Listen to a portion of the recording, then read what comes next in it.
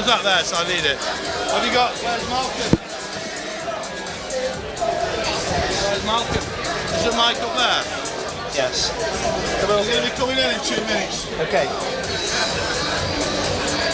Do that. Ladies and gents, for those who've just joined us, just to let you know, there is complimentary tea and coffee served at the back of the room if you do want to help yourselves.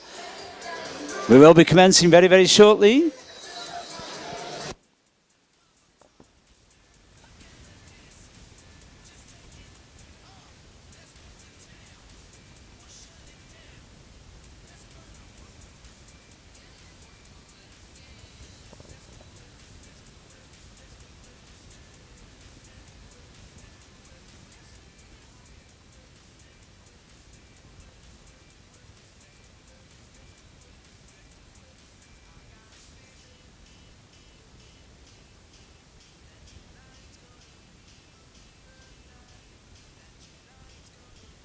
Can you just mute?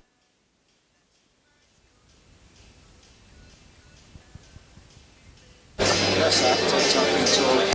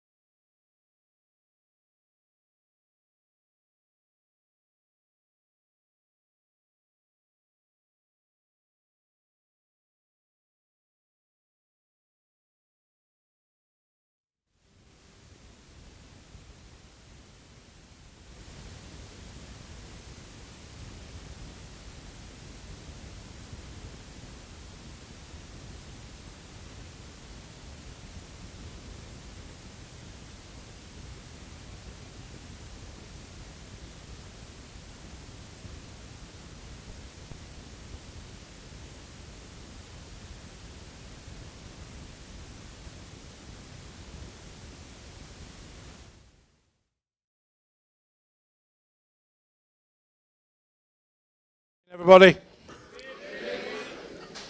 Good evening, everybody. Good evening. Fantastic. We're all awake. Welcome along to our Supporters Club Fans Forum tonight. Wow, I'm going to be about 8 stone by the end of this night, I tell you. But it's really nice to see so many of you here. We just got a little bit of Supporters Club stuff to go through, and then we're going to do our questions and answers with Carol, Kevin, Colin, and this is our roving Micah reporter, Malcolm. Say hello, Malcolm. Hello, Malcolm. Right. Okay, just before we get things underway, just wanted to say that a few items for us tonight. A matter is arising from somebody who's been in touch with us wanting a refund on the bankruptcy fund. So I'm just going to quickly tell you on that. Basically, the bankruptcy fund was raised a few years ago after V 2001 left. and that was raised through the administrators. We raised that to do some legal stuff, which is still going on in the background. All that money is in a separate bank account. Now, if somebody asks for that money back, then obviously we're going to take legal advice on whether we have to give it to everybody back. I think that's the only fair way. So we don't think that's the right to do that tonight. So we'll be doing that at the AGM in July. So we'll move that to the AGM in July. We have a little statement for you from me from over the last few weeks. We just want to thank everybody for, first of all, before we do that, helping us raise on the supporters GoFundMe page. We raised £4,350 on that, which was a phenomenal amount of money and just showed just how passionate the Port Vale fans were for the football club. So a round of applause for everybody who donated to that.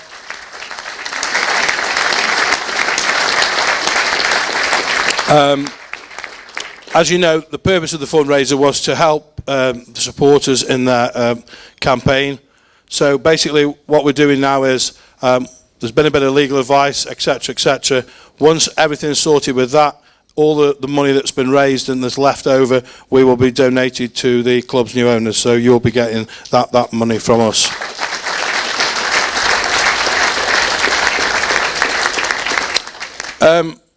So, bit of a statement from me before we open things up, because it is a supporters club meeting. We're going to cancel everything on our usual agenda. You don't want to hear about treasurer's accounts, do you? And secretary's reports, no? Oh, they do. They do?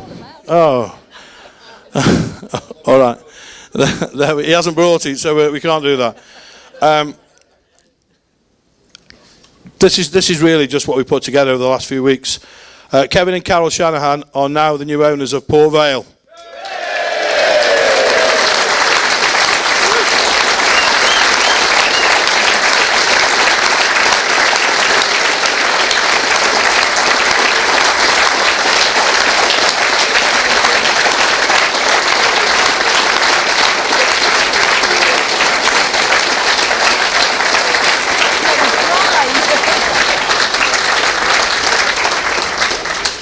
And I didn't think we'd be saying that 12 weeks ago.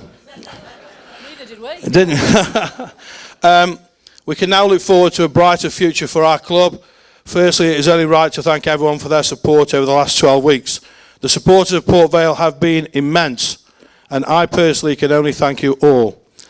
My thanks also goes to Malcolm, the Vice Chair, all of the Supporters Club Committee who have worked tirelessly behind the scenes. We must also thank the North London Valiants, who have been a big help to the Supporters Club. Alongside this, a heartfelt thank you to Black and Gold.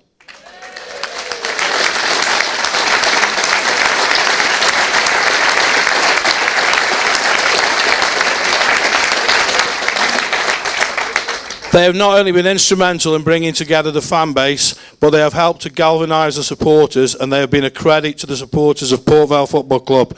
We must always remember the part they have played in our protests to bring about the change in our club. Quite literally, together, we have all saved the Vale. So from me to you, thank you. Also thanks to Jeff and Eileen Wakefield. Pete Williams, he's not here tonight, he's in Cornwall, but he's been a tremendous support of the supporters of Port Vale Football Club. And, you know, that committee at that time, we wouldn't be sitting here today without the work that they did behind the scenes then. Also, we must thank the local media. Phil Brindley, we also must thank Radio Stoke, George Andrews, the Sentinel, Martin Tideswell, and somebody I think who works tirelessly and never stops and always goes under the radar. He's had his criticism in the past, which was unfair, and we fought for him then. Big round of applause for you from Mike Bagley.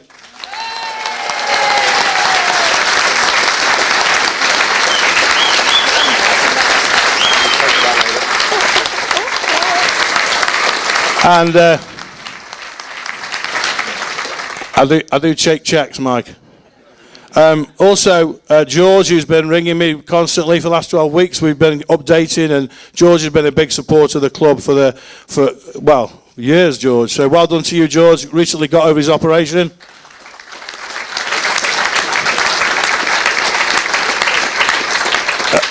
We've also got Matt Sandos, Radio Stoke, were immense for us while we've been protesting. Thank you, Matt.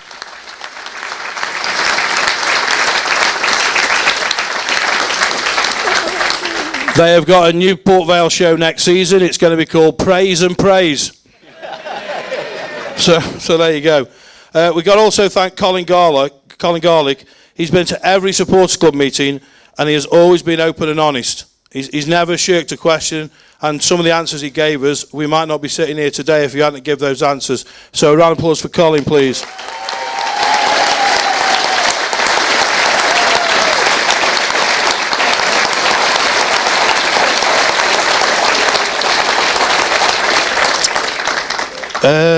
I've lost where I went. I'm here. Also, Max McClellan, he's done sterling work in the media team.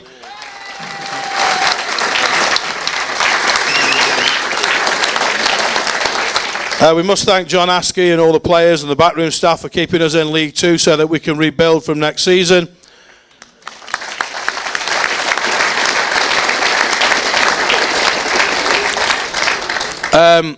I'd just like to say that, you know, I've done things on radio and been in the paper and made statements, but there've been a fantastic bunch of people in the background that you don't see, and they've been such a tower of strength, and without them we could not have had this day today. So a big round of applause for all those, please.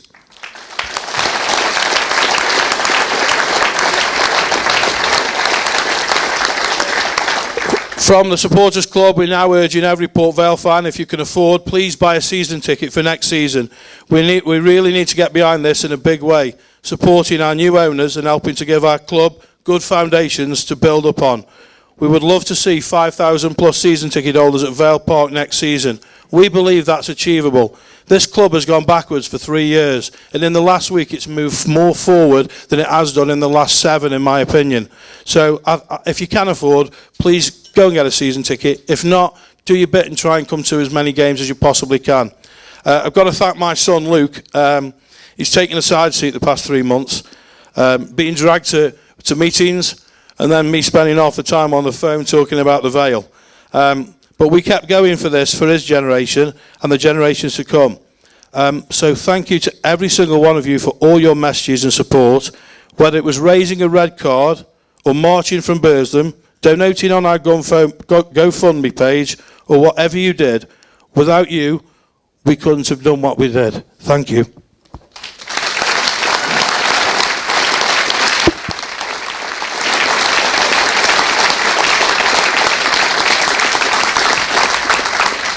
So that's the Supporters Club meeting over.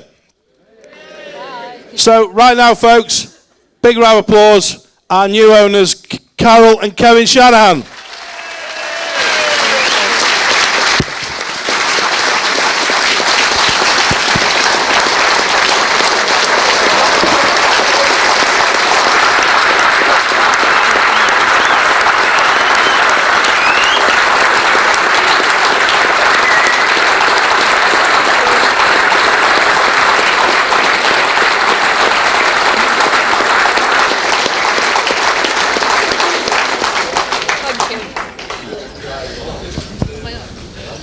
Thank you. It's been a journey. When we came up the stairs a week ago, last Tuesday, we talked about feeling like liberating forces. We felt that we were liberating an oppressed group of people, which I think as Vale fans we all felt we were. And with any war, any battle like that, there's always people who don't make the journey. And we talk about Vale being multi-generational, and that we started in 1872 or something. yeah, give him time. He did say 6. I know. There is actually. Oh, don't start. No. Don't encourage him. I know. What we would like, both of us would like to do, so I'm crying from that, before we start, is just have a minute's silence for the Vale fans who didn't make it. And I've just got 7 here. There's more than 7. I can't read them all out. But there's 7 here that symbolise all of the Vale fans that over the years aren't here tonight, and we miss them all. And I'm talking about Phil Simic. I never met Phil. I wish I had, because I've heard so much about him.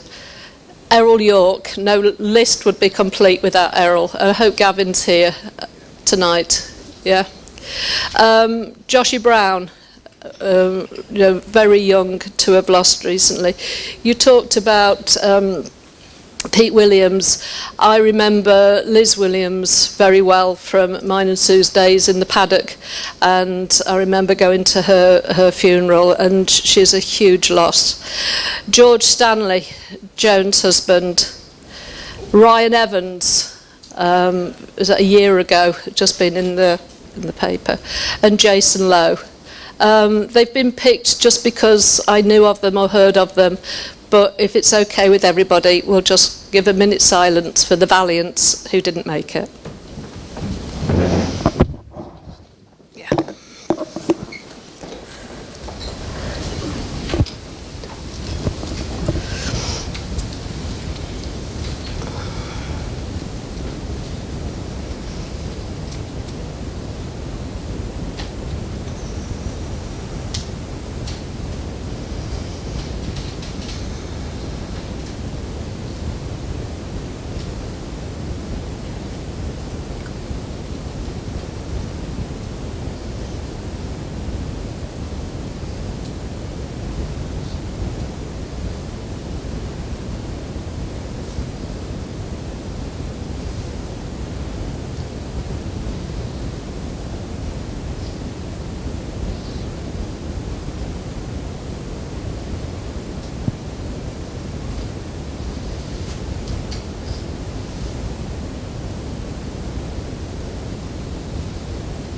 Thank you.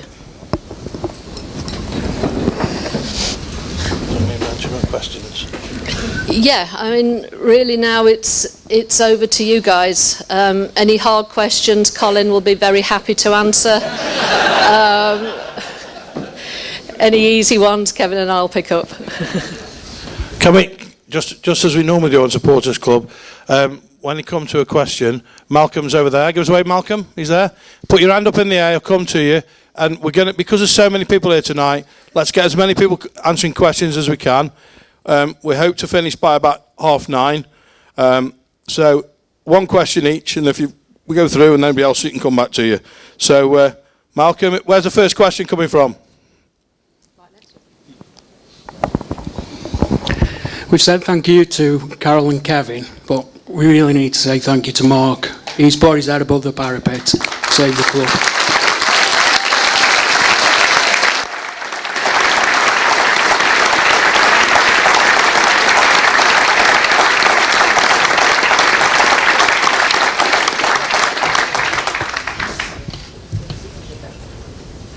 Next question.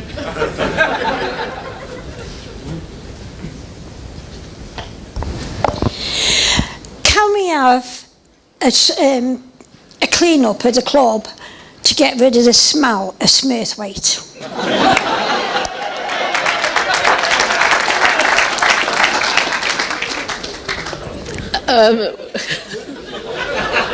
Next question. We are going to, actually Alex Stevenson just tried to take some photographs of Kevin and I, and we couldn't sit down on the seats because it got pigeon poo on it, could we? So we definitely do need a clean-up of the stadium, and we're looking to be doing a lot of stadium maintenance over the close season, and people talk about the days when people volunteered, and we have volunteer days, and we'll be looking to organise some of those as soon as we can, really. So yes, Francis, we will. Hi, Carol. Sorry, I'm at the back. Hiya. Can you give us any indication on the situation with John at the moment? Has he signed his contract yet or not?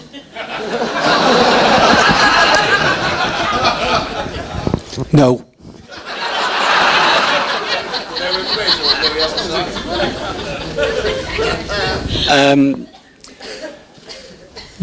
John's not here tonight. He sends his apologies. He's actually at a pre-arranged engagement, which is the LMA dinner in London, and I'm sure you'll appreciate that's the right place for him to be. We couldn't compete with the Grosvenor Hotel.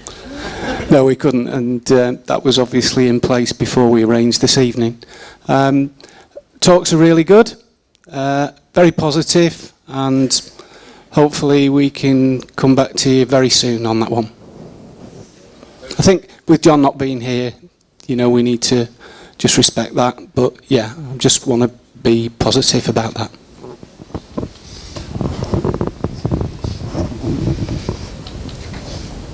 Next question, please. In the past, one of the days in pre-season that have been really good has been the open days for kids and just coming to the grounds. Is anything like that likely to happen? Yes. We haven't organised them yet, but that's all part of the same programme really, as bringing the volunteers in. I've talked about, and I don't quite know how we would do it with 5,000 of you, but of having days where people can come and pick their season tickets up as well, and that we'd have the players here. I think that would be a really nice thing to do. But yes, we will. It's definitely on the list to organise. I've been coming to Vale for 70 years. Hi, Dave. He's here. Come on, wait He's for the here. mic. Yeah, put your hand in the air. Before we go further with Dave, can I just say that Dave was the one on Praise and Grumble who said my dress was second hand last week. It wasn't. It was just darned old. We've waited 70 years for a woman like you for Port Vale. Yeah.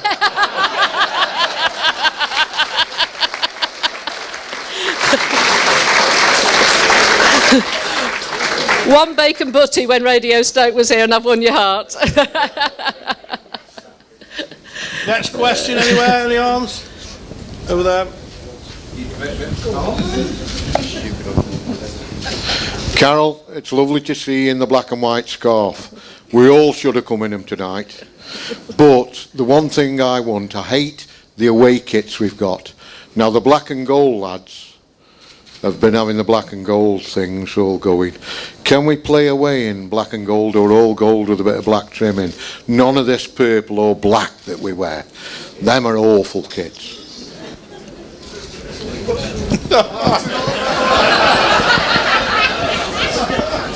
No.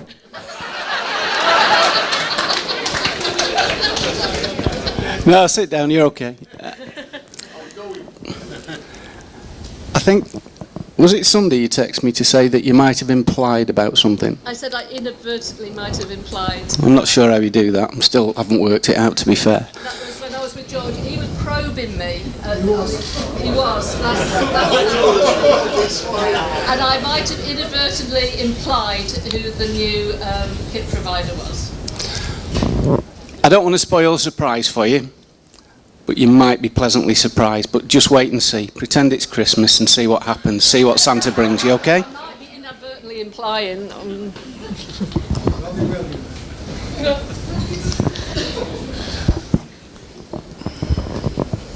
Oh, Malcolm's got his Fitbit on. Hello, I'd just like to ask Colin if he's got over that affliction he's had at the last couple of meetings. His eye kept twitching. He seems to be a lot better tonight.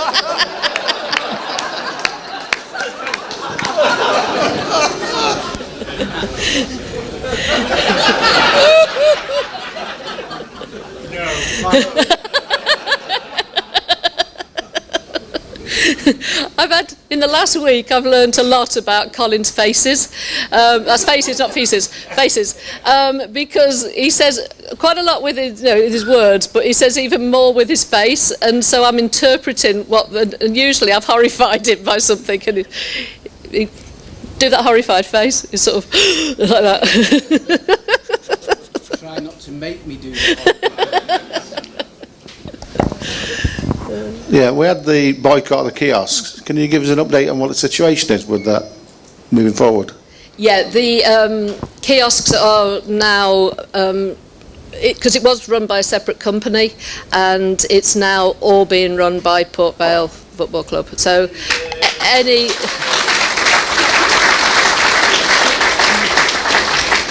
So is Sharon and all the events that we run here and in the other room. Every single penny on the Port Vale footprint now comes into Port Vale, which is making Tracy's life a lot easier in finance. Just saying.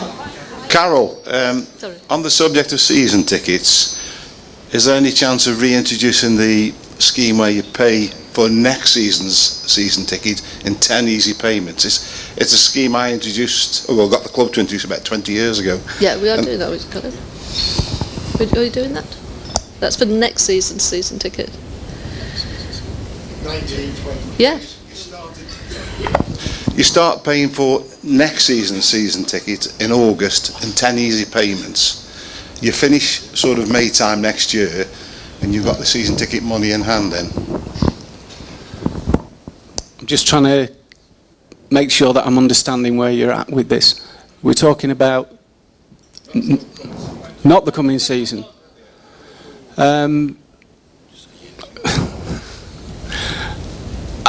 It's not something that I'd thought about, to be fair, because I've really been focusing on the 1920 season, because we commenced instalments in January, so they've been in place January through to June for the coming season, which some people have taken advantage of. Others haven't this year that did last year, but things have changed quite dramatically in the last week. So just to give you some idea, I think last season during the instalment period and in January I think we signed up around 300. This year that figure was I think about 183. But since last Tuesday the season ticket sales have gone past the 800 mark.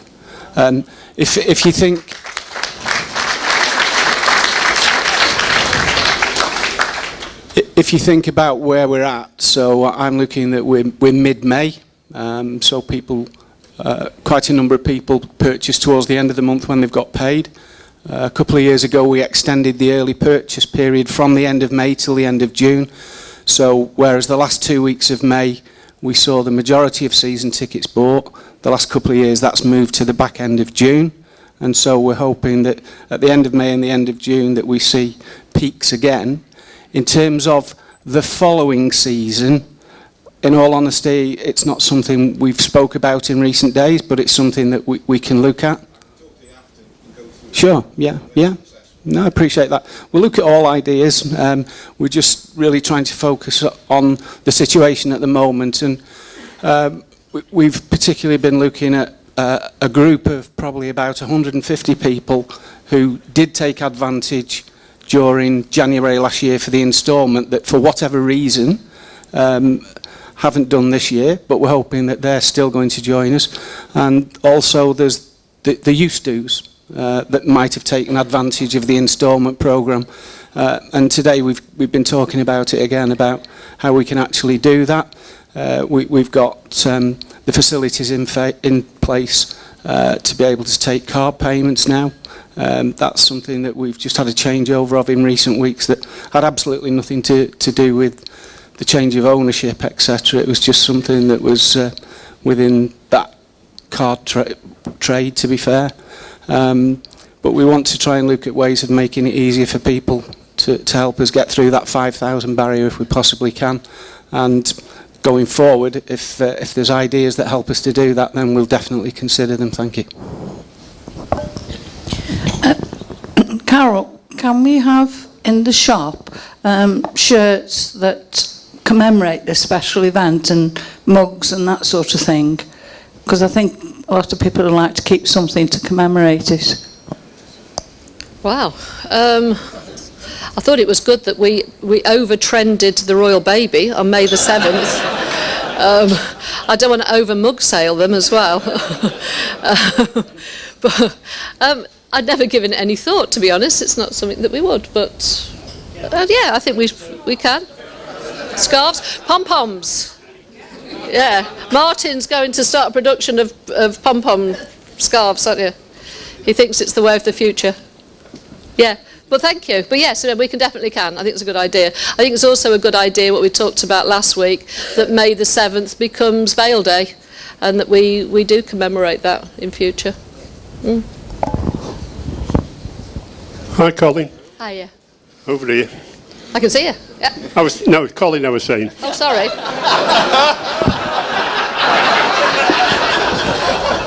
I believe you're Carol.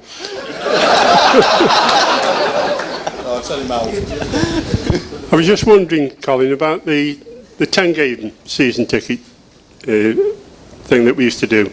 Are you still doing that?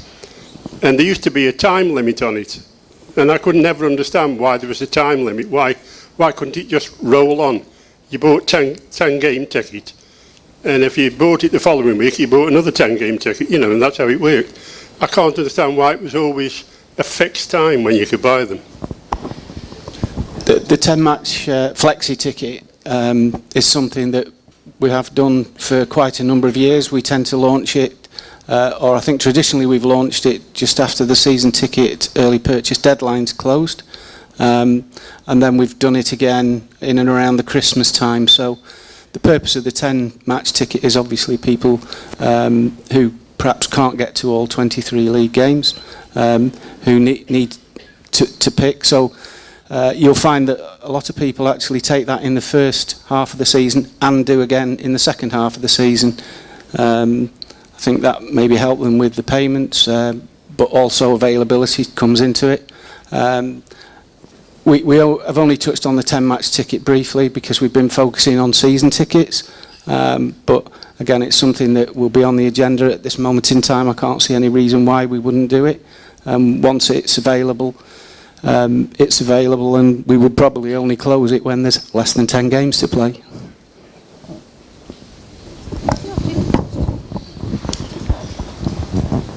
Carol and Kevin, I wonder if you could share your vision for the club and the club becoming a community asset. Where are we? Oh, there.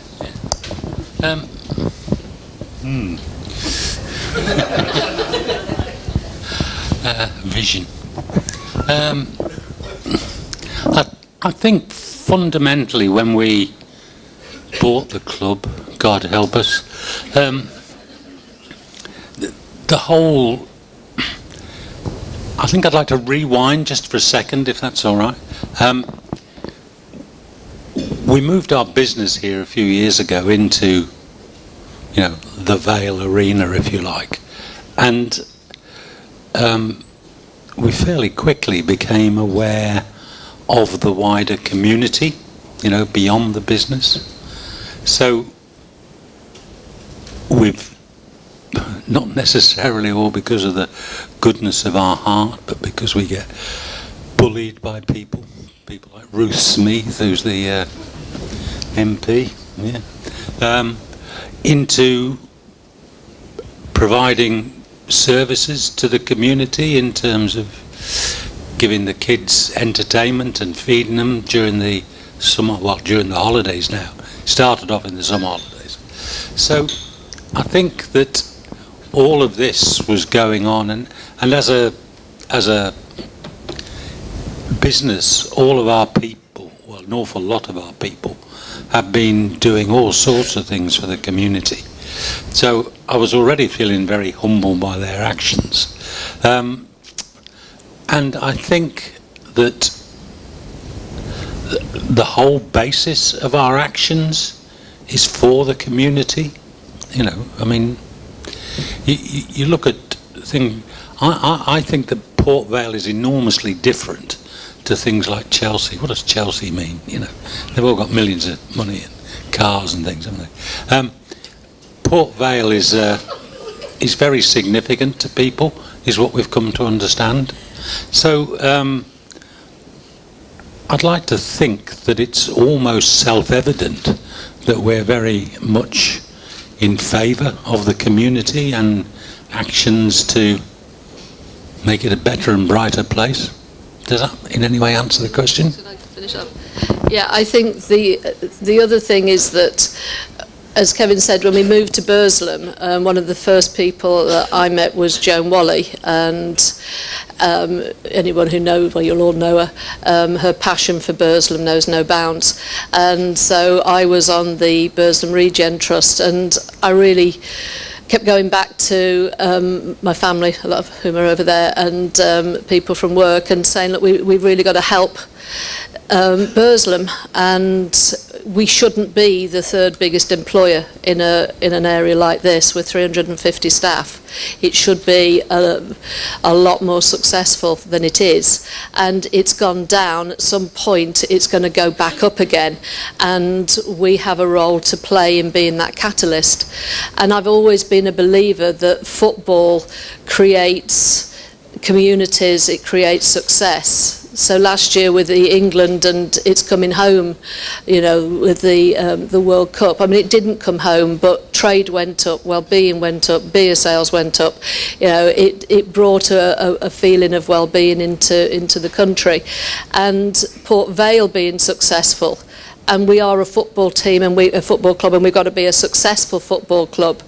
And the more successful we can be on the pitch and as a club, then the more we can do for the community of Burslem and the wider community of ST6 and then the wider community of Stoke-on-Trent and North Staffs.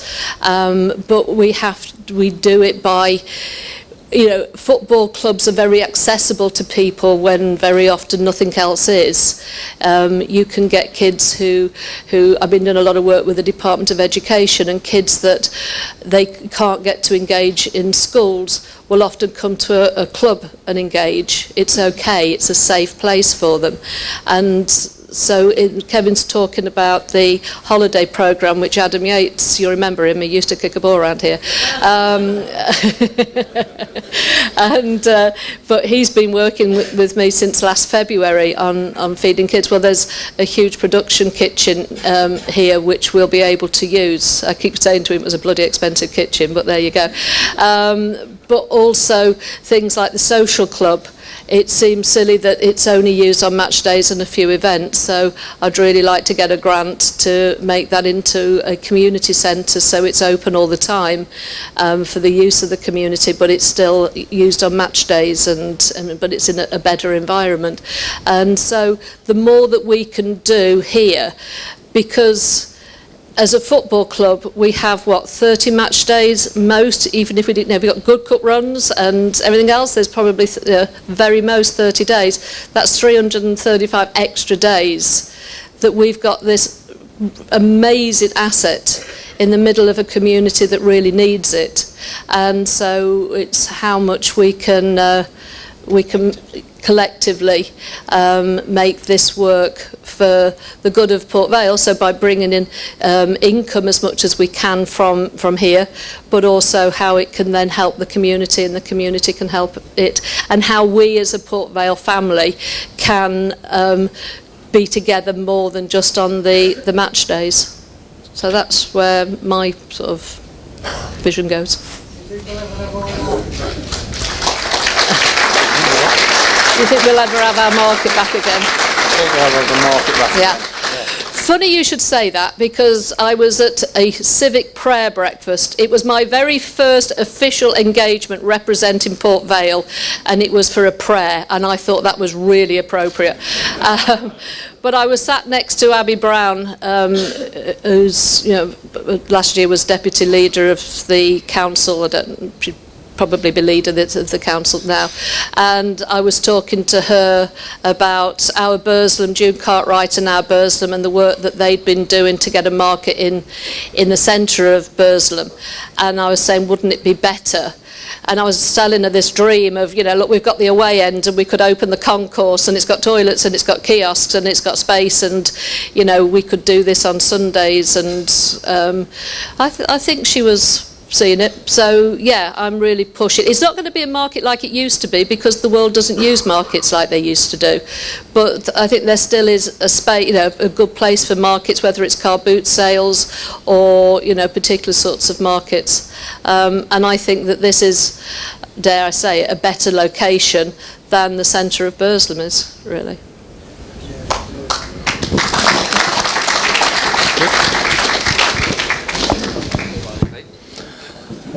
Hello, Carol, Kevin.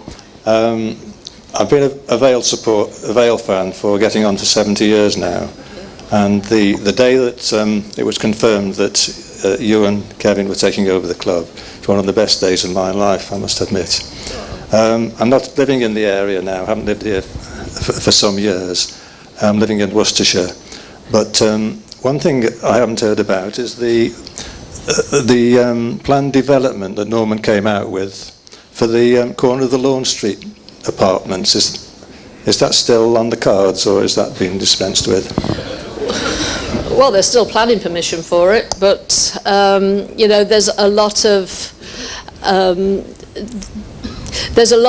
investment that needs to happen in the ground and in the stadium, and whether we as a collective would prioritise that, I don't know. I mean, that would be worth us looking at as we go along, because there's the empty part of Lawn Street. I mean, I said on George's programme on Saturday that my view of that would be to have a family stand there and have a family concourse connected to the children's centre.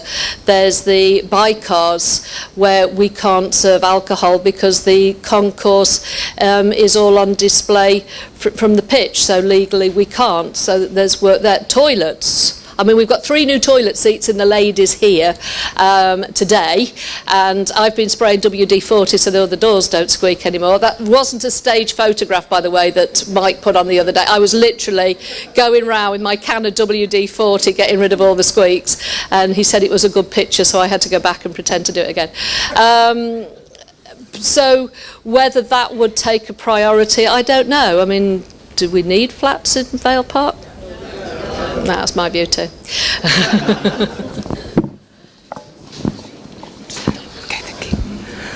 Hi, Carol and Kevin.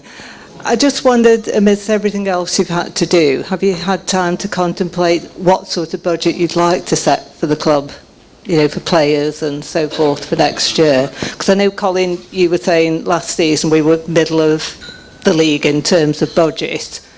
And yet there seem to be stories all the time coming out of the club there wasn't enough money, certainly when Neil was here, possibly because of the big squad. I just wondered if you'd had time to contemplate what you'd like to do with the budget. As much as Colin will let us, really. Yeah, we have looked at it. We've looked at the size of the squad, which was, as everybody would hopefully agree, far too high last year, and so we want it to be a smaller squad. We've talked about the budget being of a similar size to last year, but with a smaller squad, so you've got more to spend on less. Okay.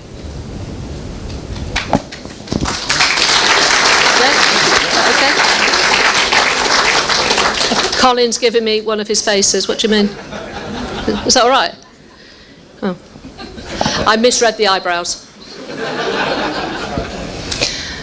A question from the floor is, Carol, what is your opinion on the local authority wanting to charge local residents a parking permit for match days?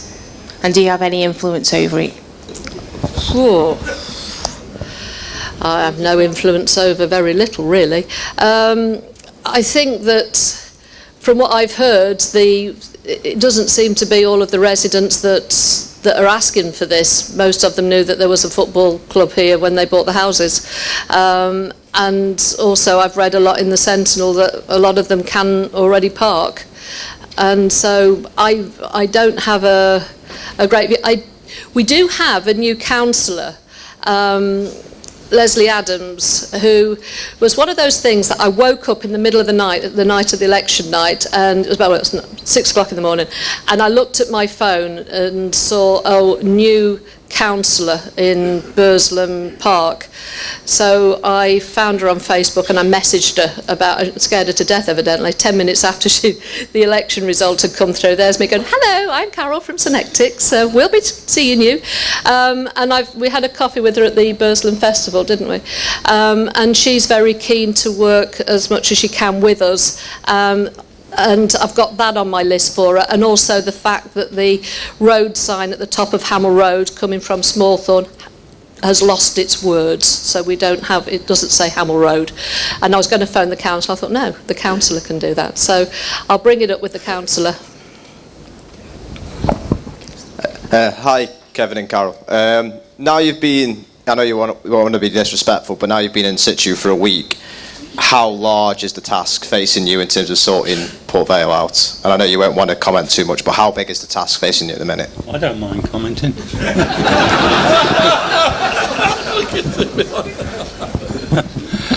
It's a little large, my friend, a little large.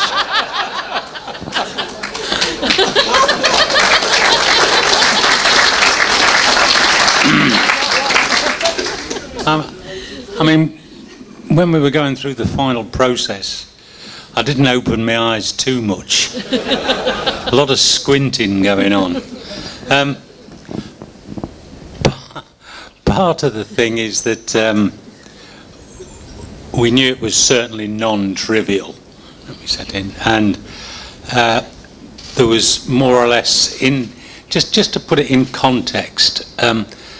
When you're buying something, you normally have sort of discovery and things, and people tell you what's going on to the negative side or to the downside.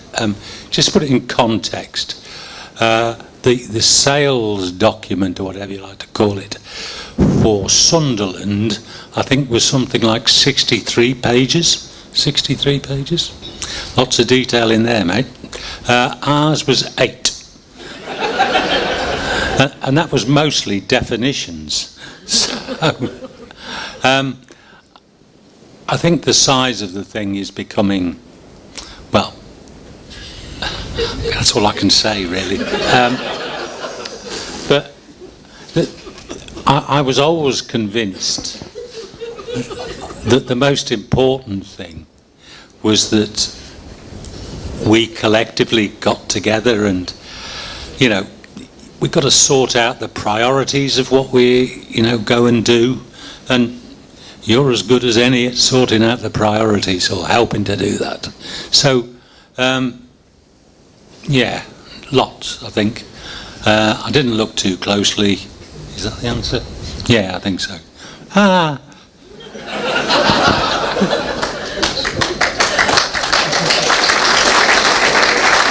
I think that the list is long, it's ever growing, but we just keep taking it one at a time, don't we? But the list is long.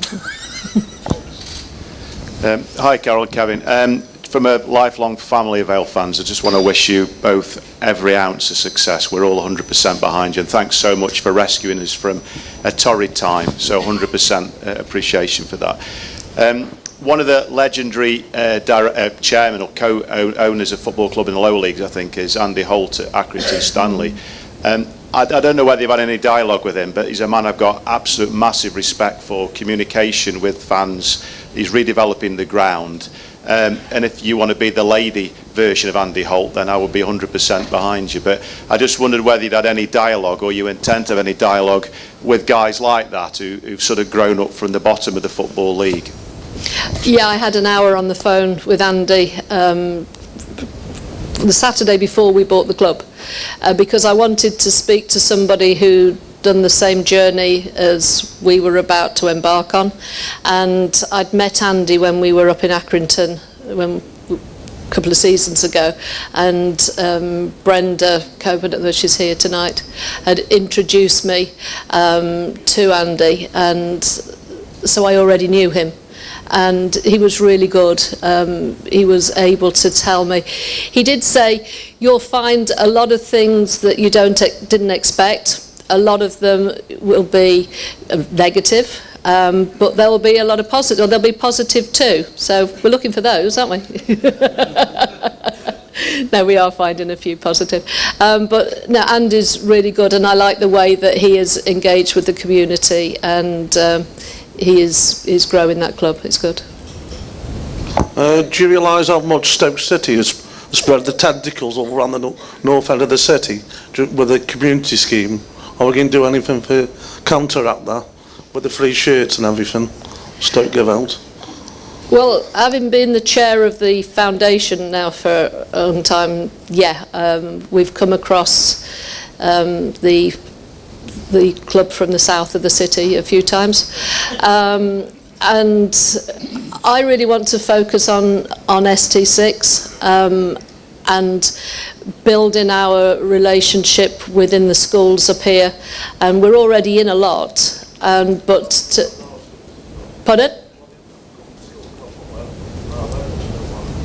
Well, yeah, I mean they're going to go everywhere, but yeah, but we'll just go there too. Yeah, I mean you can't stop a club. Currently, yeah.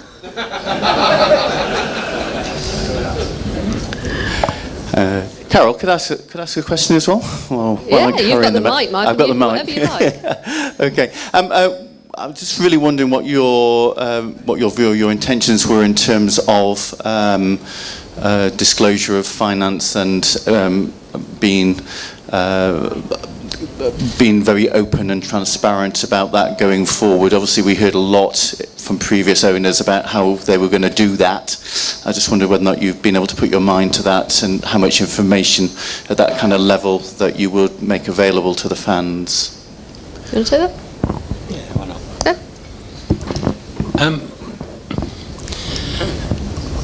If you go to our offices next door, you'll see up on the wall the 4 or 5 year plan, and that details sales, costs, all the opportunities that we've got, what we're doing, and I think it's about as open as you can get. We employ fairly sophisticated people next door who are able to deal with these, and I don't see at all why Vale people can't understand the sort of things that we're doing and the money. There was a debate earlier about do we talk about how much ridiculous money we spent to get the club, and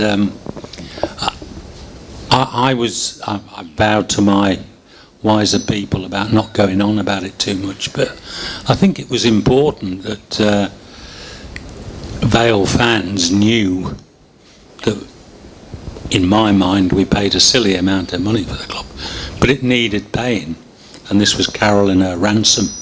You know, what can you do? I was fearful if we didn't do it, we'd have fingers coming through the post, you know. That sort of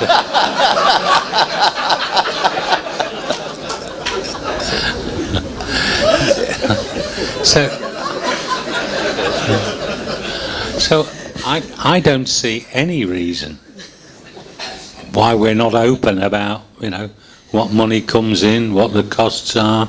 Colin's already told you about, you know, the player budget being that sort of size.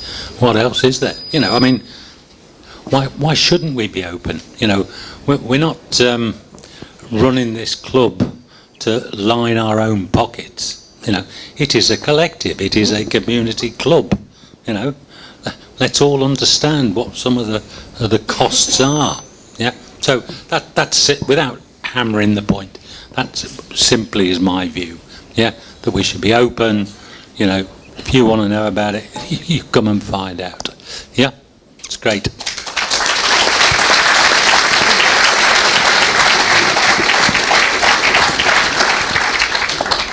Thank you, Carol and Kevin. I'm glad that you've bought the club, because for one thing, your fans, the last guy we had, he wasn't a fan, he was just after money.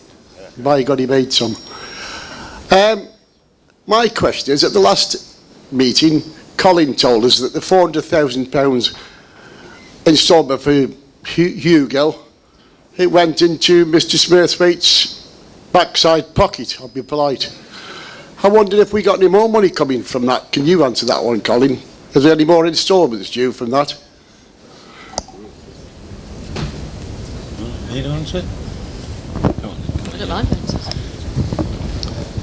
There is one instalment to come, which is in January, at the end of January next year. So that will come into the club. Then that's it from that particular transaction.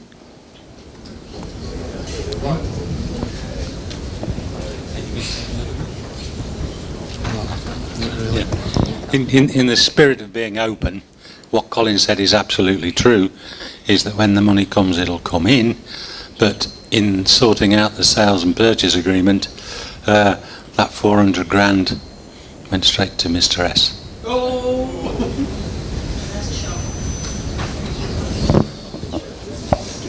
I have two things here, Carol. Will we have a music licence back one day so we can have concerts up here like we used to? That came out of left field, Dave, I have to say. I've no idea. Yes. Somebody from the side said yes. My daughter said yes, so it's going to happen. No, he means full concerts. He means the whole kit caboodle out there. I think it might not be the licence that stops us. It might be Speedy. Well, I know Speedy said he was happy to have concerts. Yeah. Yeah. He's there. Speedy, can we have concerts? Yeah, Speedy says yes. Kate says yes. It's going to happen. Can the first one be Robbie Williams up here as a concert? Hey, now come on! I've got no control over that. No, who is it? Who's the one who does Robbie Williams? Yeah, we could have Dan Budd. There you go. I could do Blobby Williams. He's booked. No, not really good. Mark can do Gobby Williams. Any more? Hello and welcome. Thank you for doing what you're doing for our club. Now, the groundsmen do a wonderful job here. When are they going to be given the money to work on a decent pitch? That's my question. Thank you. It's right at the back there. Speedy. Speedy, yeah. I offered Speedy about £6 million for a new pitch, but he said he'd go buy on what he got at the moment.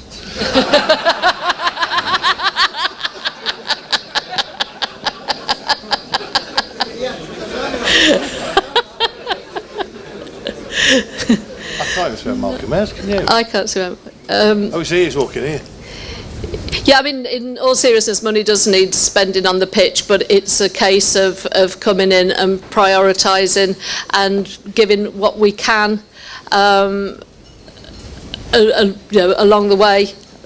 I'm getting distracted by Malcolm over there. Having just come in and having been here for a week, and we're in the close season, Speedy has got a programme that he's doing now for the pitch for next season. So we couldn't do anything this season if we had the money, but we haven't got the money. So we will work with Speedy all we can.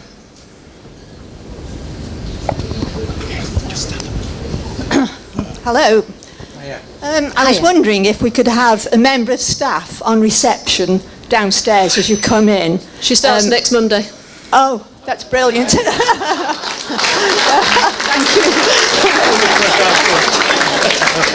you. She might be upstairs. I've got this plan, although it's sending Colin into quivers. I would really like in fact, I'll get a poll opinion up here. I would like the reception desk from downstairs moving upstairs and this lean-to disappearing, because I don't like the lean-to. And then I would like chairs and what have you downstairs with a notice board, and also access control on the door, because Adam was telling me about one day one man was even having a shower when they got back from training, so you told me that story, you did. And so it does need access control, because we can't have people wandering. But it's where, I think it would be quite demoralising for a receptionist to just sit downstairs. They would be away from the rest of the team, whereas if they were up here, as soon as somebody came up, they could look after them. It definitely does need it. I've been saying it for a long time. It will be my daughter, actually. My youngest daughter finishes university for a break this Friday, and she said she will come and start it so she can get the job going, and then we can hand it on to somebody else. Carol, can I ask, will you be relying on John Rudge's input for footballing issues going forward? And personally, I won't. No. But I said that facetiously. I don't really mean it like that. I'm very clear that owners and chair people, co-chairs of football clubs shouldn't interfere with the football in that club.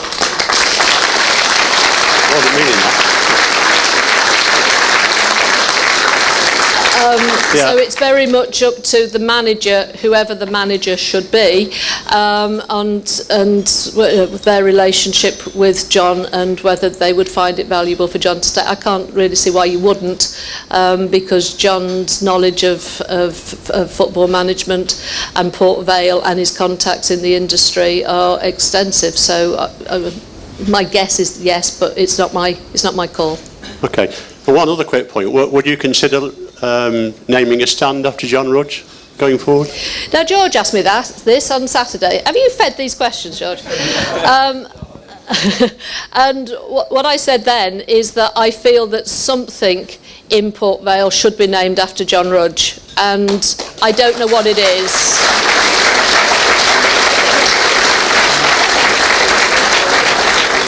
And I mean, it may be that, you know, we've got the CJ Bailey tweet.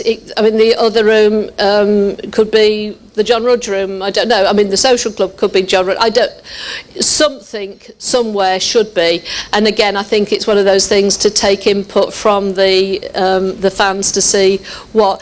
I'm not sure a stand is the right thing, because a stand would always be useful for income, and we've got to keep the income into the club coming. I'm just reminded of Sir Alex Ferguson at Manchester United when they named a stand after him or something, or a statue and all that sort of thing. And he was very nervous about the idea, because he thought those sort of things happened when you were dead.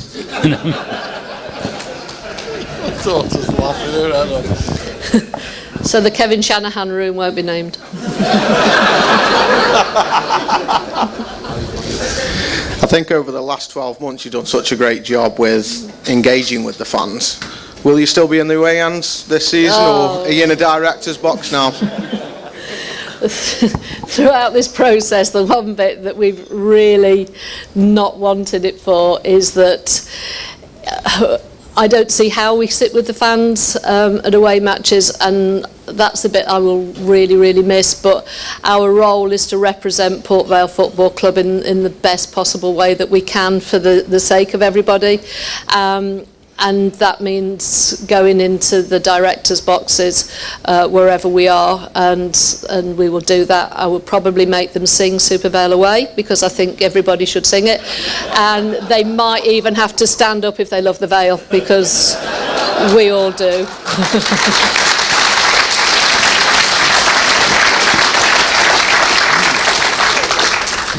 This whole issue has lurked in my mind in the dark corners.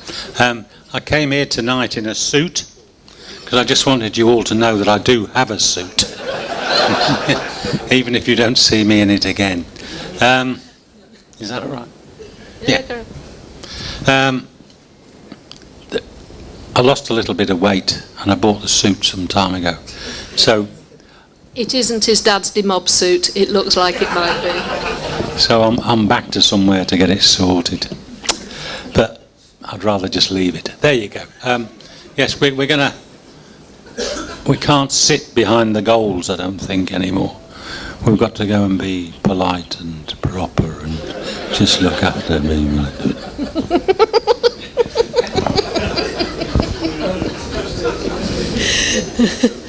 Carol, yes. Kevin, hello. You know I love you, but promise me you won't have a sweetie jar. He can't lose weight like that and have a sweetie jar, can he? No sweetie jars.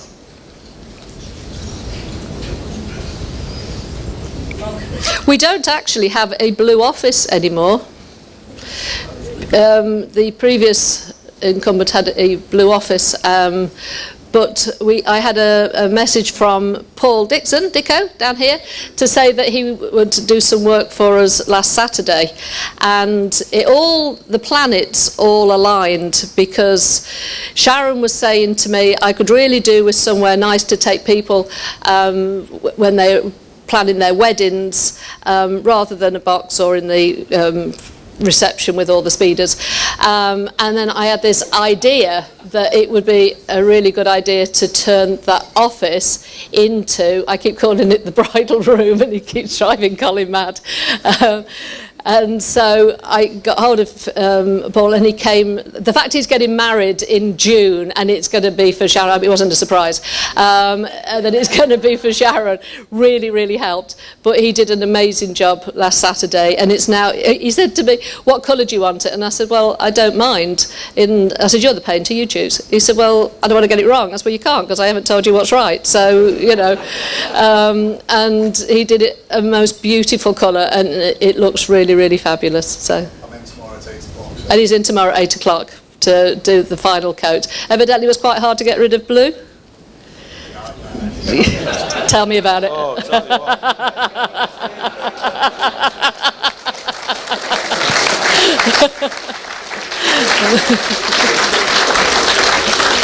But the funny thing was, so Colin's getting all a bit chuffy with me because I keep calling it the bridal room, and he keeps going, it's the multifunctional room. And then I'm saying, hey, Colin, there's breaking news. This is on Twitter. Accrington Stanley have just signed a 30-year whatever it's on this land, and they're going to have a £2 million training ground, and we've got a bridal room. So wherever you are on your journey.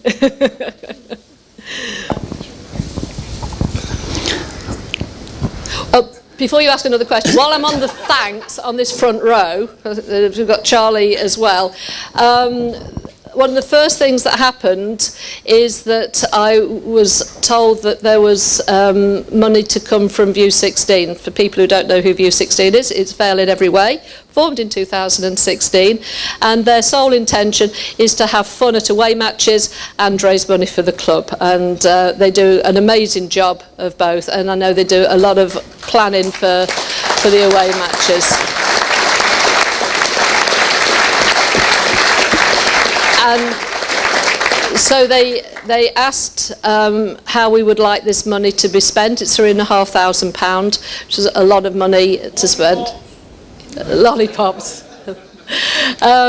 I don't know how many people know, but in the corner of the pitch, at the end of the bike-cars area, there's a memorial area, and this is for where Vale fans' ashes have been buried at the edge of the pitch, or ashes have been spread on the pitch.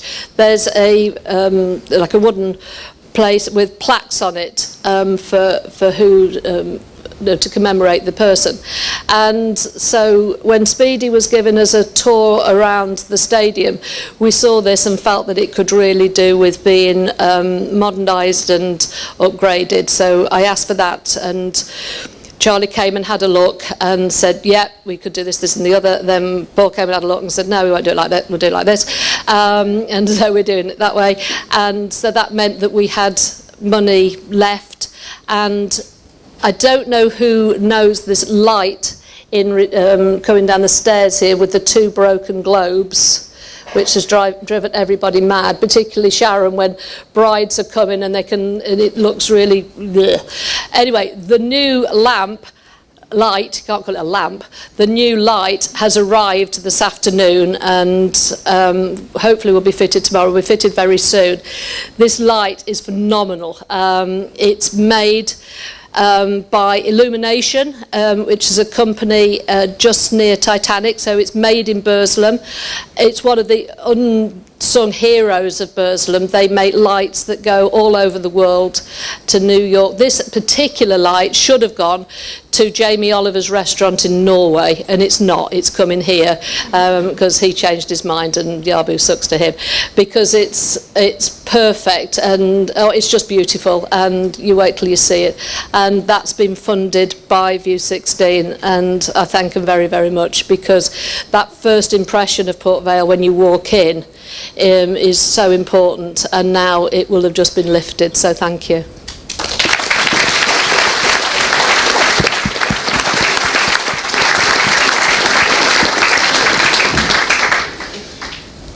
Carol and Kevin, I must admit the last hour has been the best hour I've enjoyed in any of these meetings as long as I've been coming to the club. I've never seen the fans so happy, I've never seen the fans so pleased with what they're hearing. I think it's been absolutely wonderful, and we've got another hour of this, I hope. But I'd just like just to say one little thing. Kevin's falling asleep. I'd like to say, I've never seen a guy so comical as him. Why don't you think about Christmas time when we're having a bit of fun and you've had a good few months and you're settling down? Why don't we have a comedy night here and you and Kevin top the bill?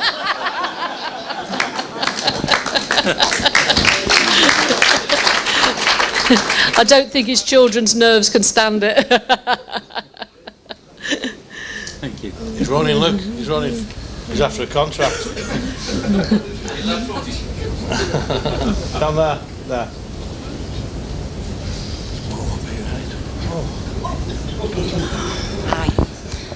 Hi, Carol and Kevin. Last time I stood up at this type of forum, I was told to sit down and shut up. So I'm sure I won't get the same response. Well, I don't know. You may do. Alan's telling me to sit down and shut up. After hearing about your bridal room, I'm almost tempted to get married again. Colin. Sorry, Alan. Sorry, Alan. My question is, you may not have had chance to consider this at a week into the job, but the match day experience, regardless of what's cracking off on the pitch, which I'm sure is just going to go improve match by match as we've seen so far, but have you got any ideas as to, with regards to the catering, the match day experience, if that's going to improve over the coming season? Yes. I think for one thing, because the kiosks are now owned by the club, so we can have a lot more control over what's served on the kiosks. We will have a rule that there is enough food. I've got this thing about homemade soup. I just want to serve homemade soup at the kiosks. I think that would go down well.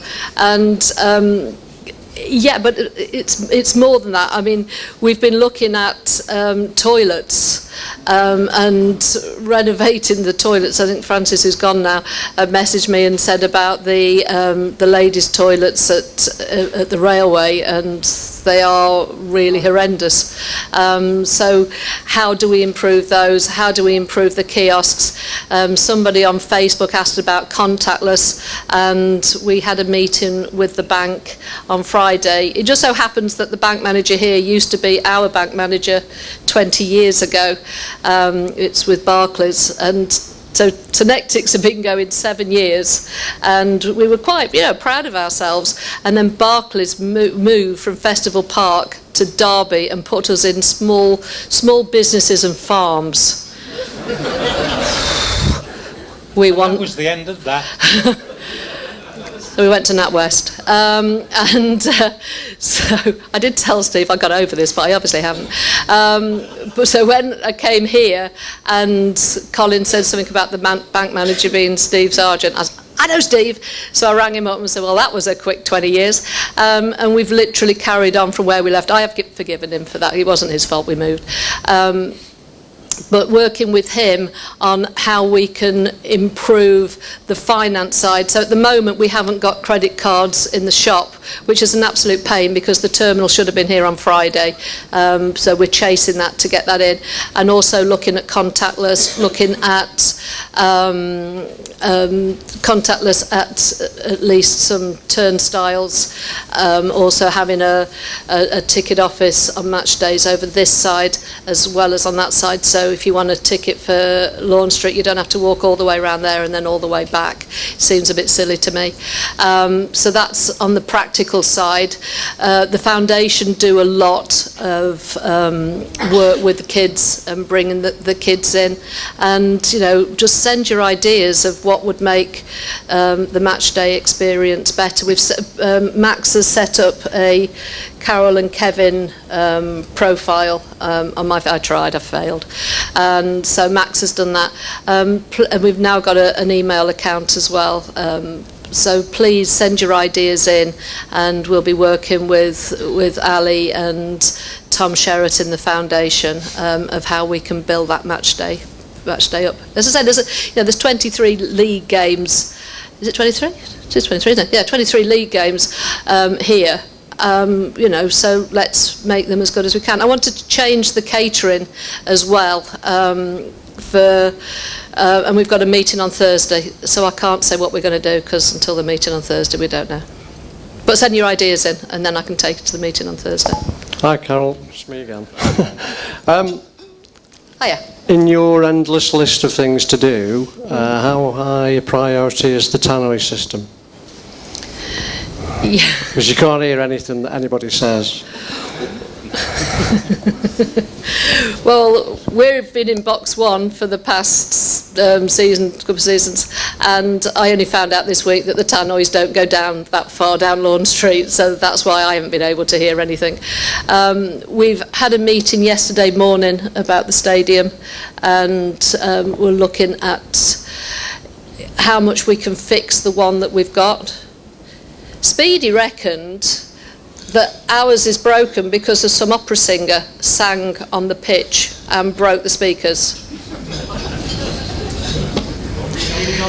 I don't know. He did not think it was a good idea at the time, but they went onto the pitch.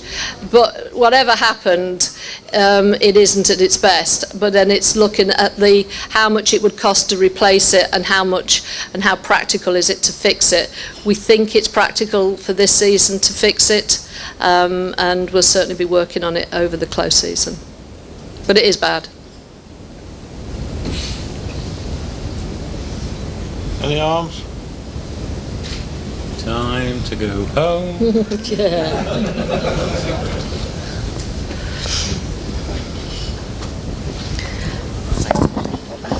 God, bloody sit here. I know what get up answer. Good evening. Hi, Linda. You all right? Good. Good. As you're aware, there are a lot of Vale fans who've got a trade, and in the past they've offered their services to the previous people we've had here, but haven't been taken up. I don't know if you thought about starting a database up, so you could have the name, what job they do, telephone number, then ring them up and say, can you come and give us on, like all them seats? I know Tim Barber and 1 or 2 have offered, put the seats on Lawn Street. Yeah. So it's the way we can give back to you for the faith that you've had in us as a club, and paying over the odds that you have done for it. Yeah. Joan Stanley does the volunteers. Did you see him then? Malcolm, don't take the microphone off me when I've got it. Malcolm went to take the microphone. She's not finished. Ali will now be working with Joan as well, so we can start the database of volunteers. I'd also like, with the good work that Max has been doing on social media, we've also now got a good way of advertising. So people who are Vale fans who have their own businesses, we can now promote that a lot more than we've ever been able to. I shall be semi-retiring in September, so I shall be free 3 days a week, so I will come down and do anything that will help. Yeah. Also, just one last thing, it's not a question. There's a lot of fantasy football managers on social media, as you've probably seen. All I'm saying is don't take the comments too personal, because that's their way of venting the frustration. So I don't want you to think that that's how everybody thinks about things. Thank you. Thank you.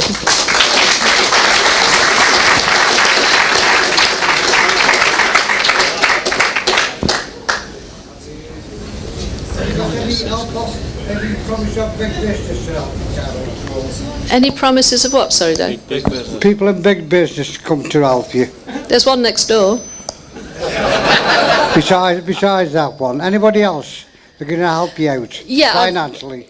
No, we've had coffee with Ian Donaldson at AutoNet, didn't we? And they've got a lot of resources that we can use. Whether it's cost-priced insurance, right through to they've got IT and maintenance and all sorts of things that we can use.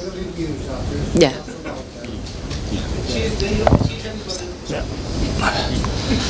Hello, Carol and Kevin. A suggestion that has been relatively inexpensive. A few years ago, we had a lovely display of flags on the railway paddock. At the moment, we've got like a bit of a rag that's hanging down. No, we haven't. Have we not? No. We did on the last game of the season. We did have till this morning. One of the first things that I wanted was that grotty little, mucky little rag.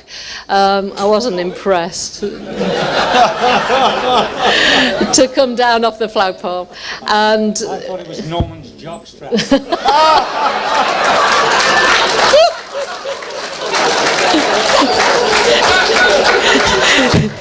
He's only drunk, Bovril. Anyway, moving on. So we tried on the first day to get this thing down off the flagpole, and we couldn't because all the mechanism was broken and it just wouldn't come down, which really frustrated me. And so this morning, some of the maintenance team from next door, I don't know whether they shimmied up the flagpole or what they did, but anyway, whatever they did, they got it down. But they've also reported back that most of the flagpoles aren't usable because the devices are all broken. So at some point the flagpoles may have to come down, and then we can put them back up at another time when we can put new working flagpoles. But as Speedy pointed out, because the way the wind whistles across there, they'd only last about 3 months anyway. So it's whether we as a collective decide that that's worth it or not. But the flagpoles may have to come down, that's the point. Next question, hands anywhere? Run dry. Oh.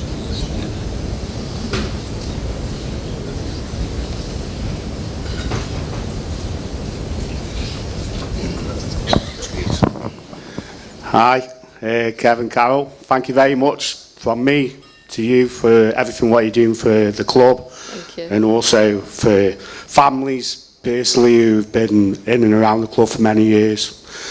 My little question is about the appearance of the ground as well, really, regarding like the flagpoles and everything, which just jogged my memory. I've been one or two clubs before where they perhaps have got part of the grounds where are not used as much, but they fill them with either murals or flags or something to cover the fact that there's nothing there. Could we do something similar in the Lawn Street while it's still not being used? Whether it be some kind of flags, perhaps with Tom Pope on or somebody like that, or other past players who we'd be very fond of, or like Tony Nail and people like that, or other parts of the club, like the corner of the family stand as it is at the moment, the bottom part. Can we get that covered so it looks a bit more presentable than it is at the moment? Yeah.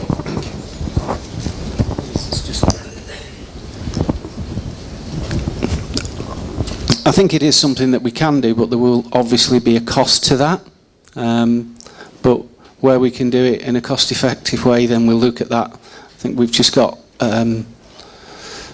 multi-priorities at the moment with things to do and that we want to do. There's such an appetite and a list of things to do that it's really hard to know where to start, but we are looking to try and prioritise them. But with a collective effort, perhaps all of these things can get done.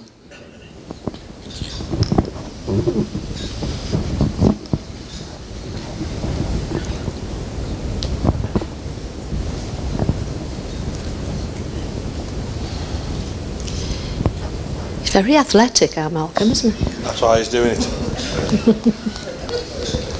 You've obviously... No, hang on, before we start. Is it me you want? Carol, yes. Okay. And Kevin. Oh. So you've both done a lot for us, and we really appreciate that, obviously.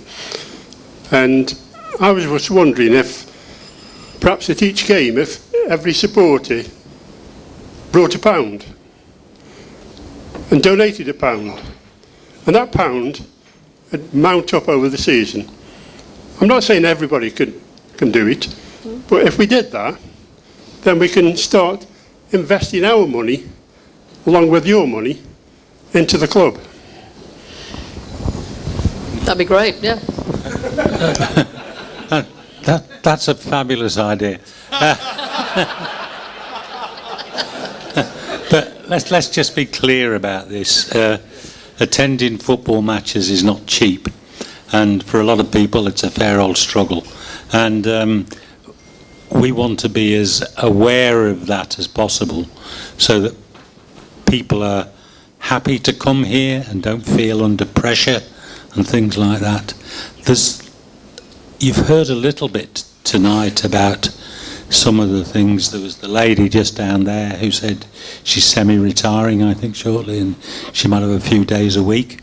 And I think that there's lots of things like that where people may not have the money, but they may have the will, to go and do something for the club, because there's so many trades and skills and all the rest of it that people have here, even if it's not their main trade, the things that they can do. So we're in the process of creating this list. Do you know, like, if you go to a wedding sometime, they publish a wedding list, don't they? So it goes from, you can have 1 teaspoon, or you can have a Rolls Royce or something, whatever else in between. And I think it would be nice if we had that sort of thing, so that, people are able to contribute if they wish to their capabilities. I can do 2 days a week doing this or whatever. So I think that would be good. Carol's itching to speak. We only need so many toasters, though. Yeah, no, but it's true. As we're going on during this week, we are picking up what we need doing, what we need buying, and then we can publish. I mean, that one came up last Saturday, and I first of all asked him to paint Tommy Cheadle's. He did bulk a little bit of that on a day, but we were able to match exactly the right job for the right person at the right time, and by knowing what people would like to do and can do, that enables us to do that. And thank you. There's a hand up over here. Oh, is there? It's already there. My God, he's on this. Good evening and thank you. Just a question. With regards to season ticket databases, or a database in general, we've had a season ticket now for 4 or 5 years and never once had an email, a phone call, a text message to say, are you renewing? Will you be renewing? Why haven't you renewed? I just think it's a miss. We're just missing the boat, or the previous pig was missing the boat. We just, just a question or a push on somebody may get somebody else to renew. We know a thing or two about databases, don't we? And I've got to tell you funny. Somebody from Stoke City today rang Synectics and asked the receptionist if we would sponsor Stoke City. He declined politely. It made me laugh. Yeah, no, I completely agree, and this is another thing I've been talking to Max about, is Max does these wonderful behind-the-scenes retrospectives on match days, and we were saying it would be great, we know who's been to the match and we've got their email address, to email them and say thank you very much, and maybe a special one for people who came to the match, that they'll get an extra bonus, or we should be communicating by email. I mean, at the moment Kevin and I are communicating via social media, which is okay, but communicating with so many people one at a time is a lot harder, and Kevin's not so quick, are you? You go, this has come, what do I do? And so... It's an education, it's an education.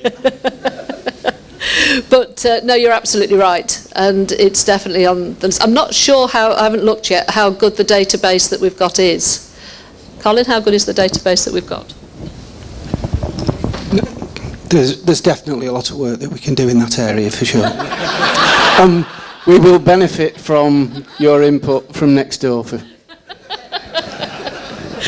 It's a journey.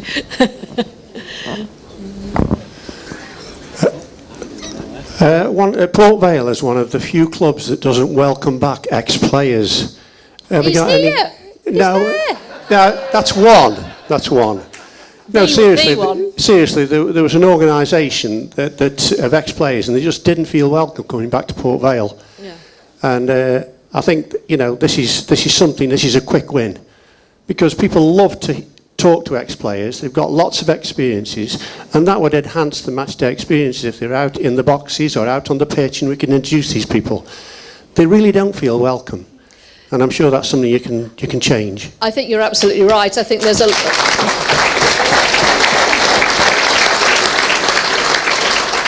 I think there's a lot of ex-fans who didn't feel welcome either. And I think just improving the welcome at Vale Park is very much at our hearts, and absolutely all the ex-players that we can. And one of the other coffees that we had recently was with Mickey Adams, wasn't it? And I know that he'll want to come back and see some matches now. Not that he was a player, but... Hi, Carol and Kevin. Oh, yeah. Hi. Hiya. I met you last week at Bury. You won't remember. I do. I got you down the stairs to meet my daughter. Yes, I do. Yeah, you're a nurse. You dragged me. I Yes. know. Yeah. Far too much alcohol, I have to say. Anyway, my question, my daughter, she started as a ball girl at 5. Yeah. She's 28 now. She helps to run the ball boys.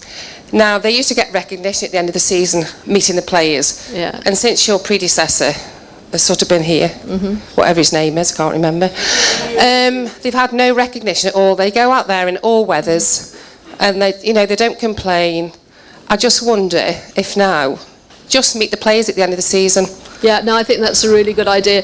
I mean, one of the things that we tried to do last year was to help the parents of ball boys by giving them parking spaces next door, so that they didn't have to pay for the privilege of their sons or daughters, coming doing service for the club.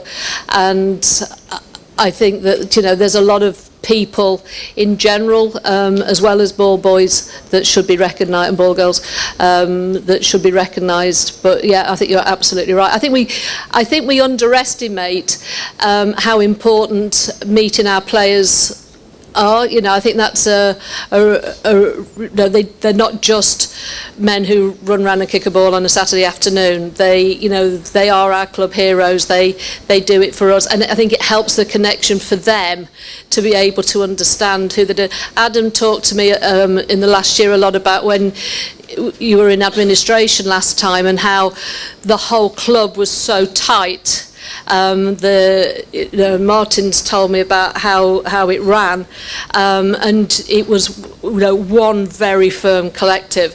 And Adam said, it was Port Vale against the world, and you ran out there, and you ran out as a team, knowing that you were part of a bigger team. And I don't want to recreate the administration, but I do want to recreate that feeling of collective, common purpose, and also using the players. We took them to a holiday programme in the Easter holidays, wasn't it? And it was really good for them to start to see how important they are to the wider family and the wider community.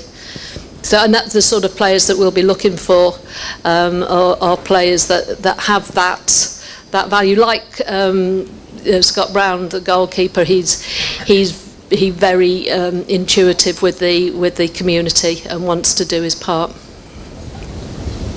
So yes, in answer to your question. Hi, Carol. Hi, Phil.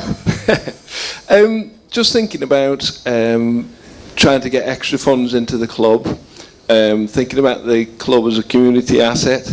Have you thought about issuing shares?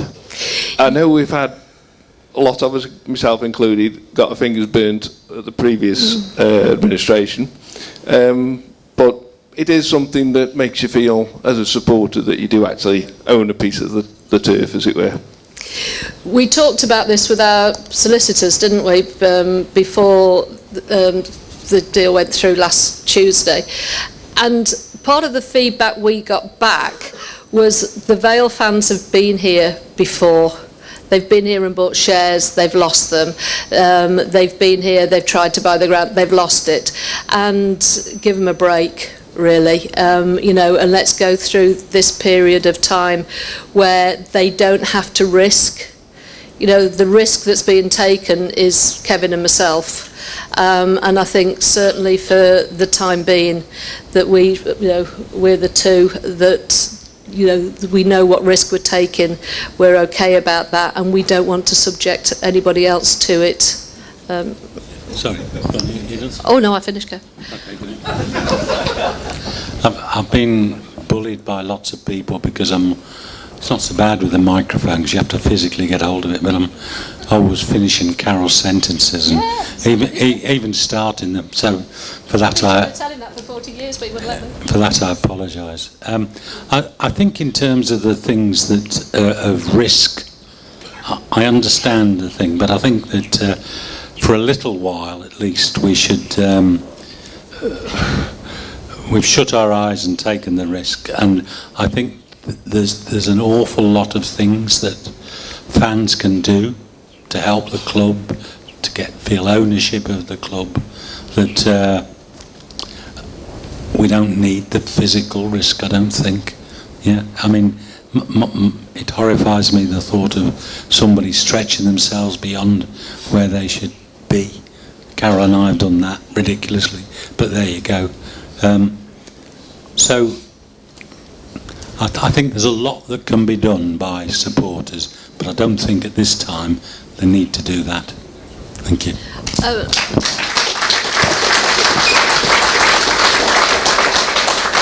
The other question that was asked was about the fans buying the ground, and I think we both felt with that after all this time of it not being part of Port Vale, it should stay as part of Port Vale. It doesn't have to forever, but I know that last Thursday when we were in the solicitor's office signing the papers, the bit that filled me up, and I very nearly came to tears, was Kevin and I had signed the papers to buy the club, and the first transaction that we did as directors, within a minute really, wasn't it, was we then bought the land as directors, and it was just such a big thing for me that Port Vale Football Club Limited owned its own land.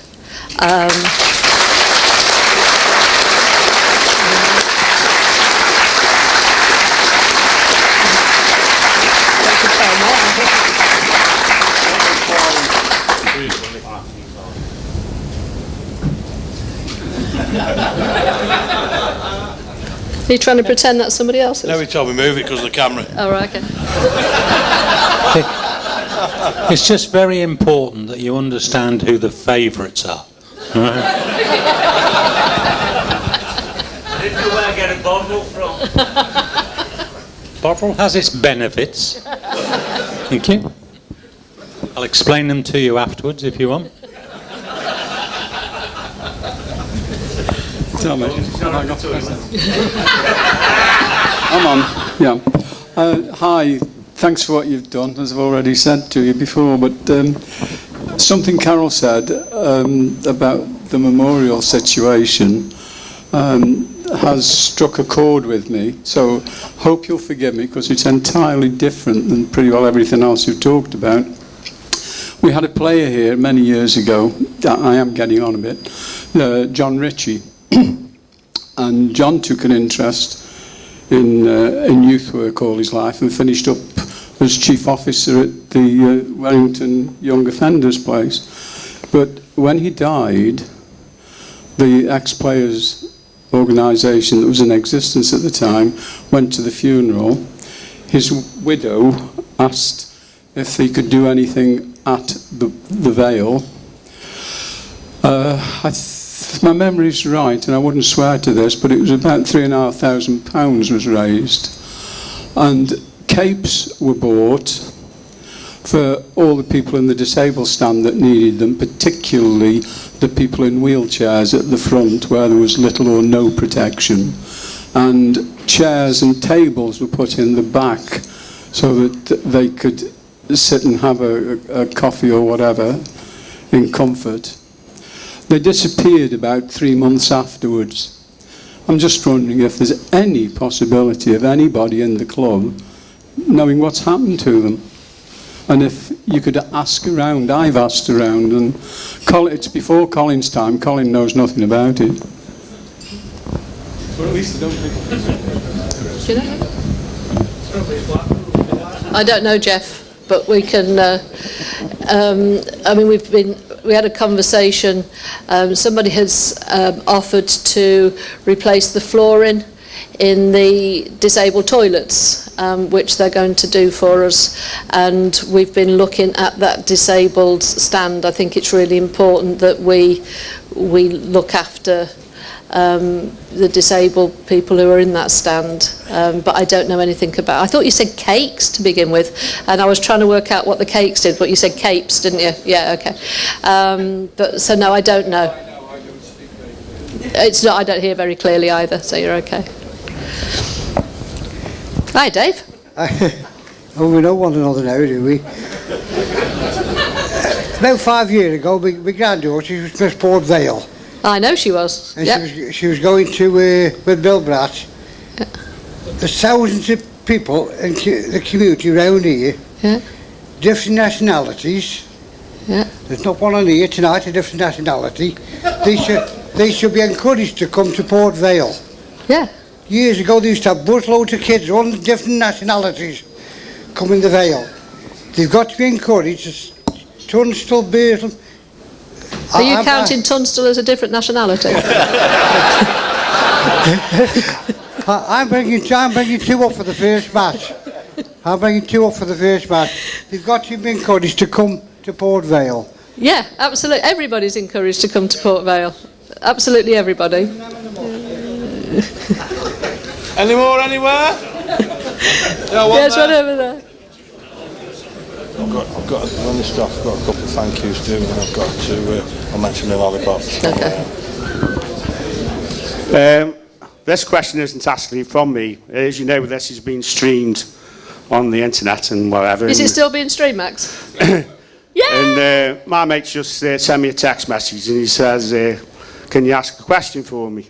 Well, he sits in the railway stand where I sit, and his question is there any chance of getting something to cover the kiosks on the outside of the ground as they are at the moment? Because during half time and whatever, if you go and get a drink and the weather is not too good, you get absolutely soaking wet. So is there any chance we can get something done like that?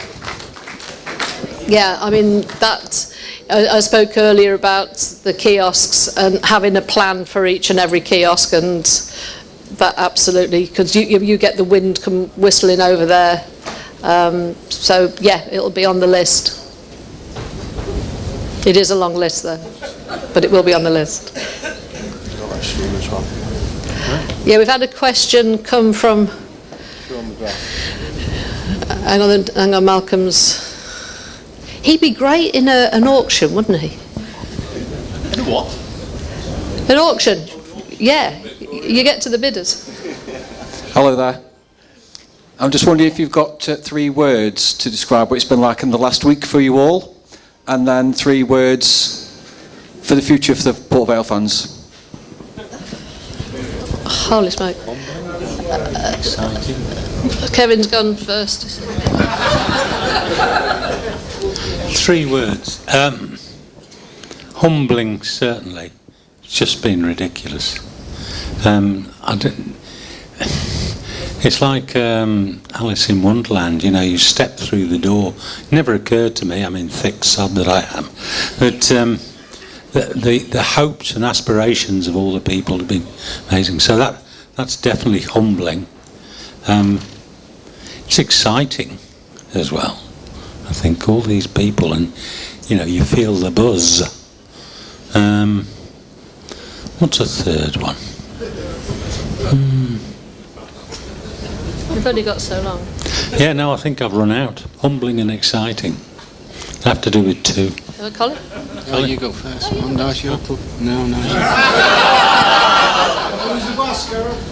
Colin.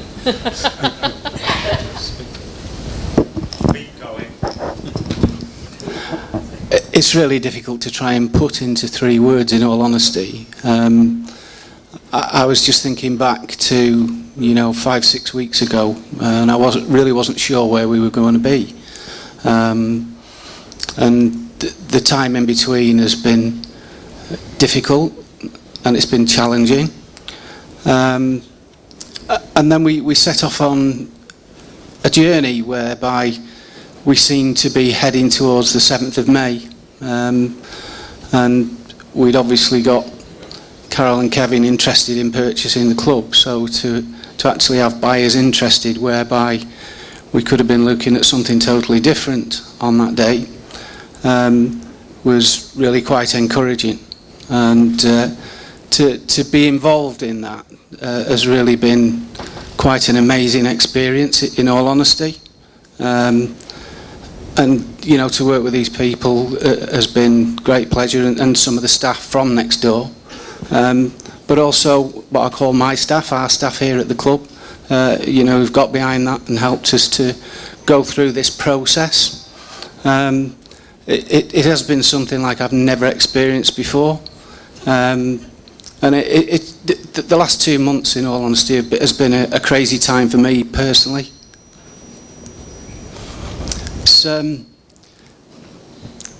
I'm just pleased we're here today, and we're in a positive place. We're looking forward. Things like positive, optimistic. I think that probably one of the most used words, in all honesty, in the last 5 or 6 weeks has been hopefully. Hopefully. I think probably if I'd had £1 for every time I'd used that word, I could probably bought the club myself, to be honest.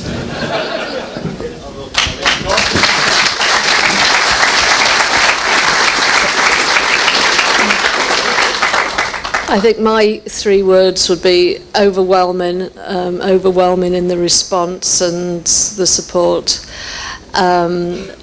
Exhausting. I think I got to Friday and I was running on fumes, and I got home and all I could do was sleep. And exhilarating.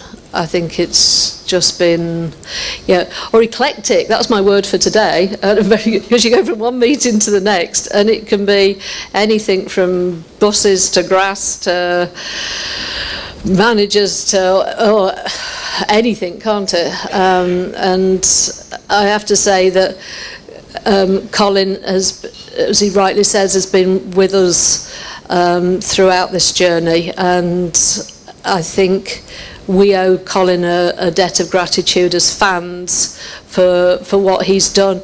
And he hasn't always, taken the easy route. He's always taken the honourable one, and he's always taken the one that is the right one for Port Vale. And I've really enjoyed this past time working with him, and I'm looking forward to the future of working with him too.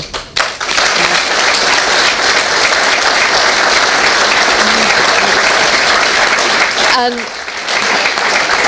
while we're on unsung heroes, the staff of Port Vale, and there's some stood at the back there, Tracy and Sharon, I can see, have been phenomenal.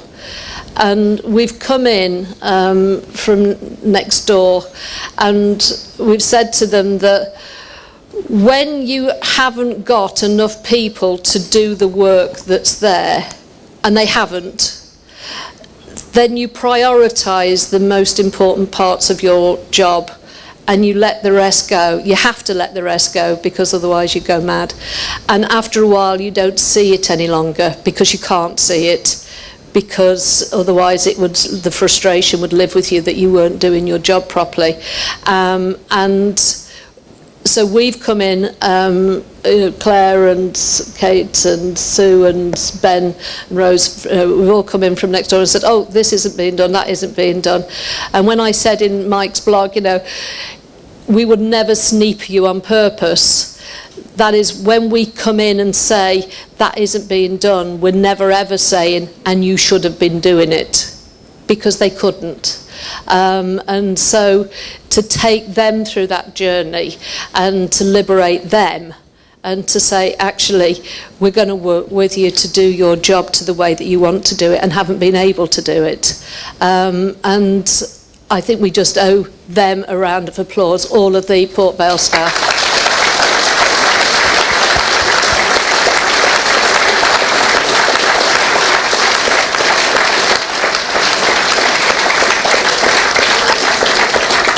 And my 3 words for the future: can I have successful League and 1?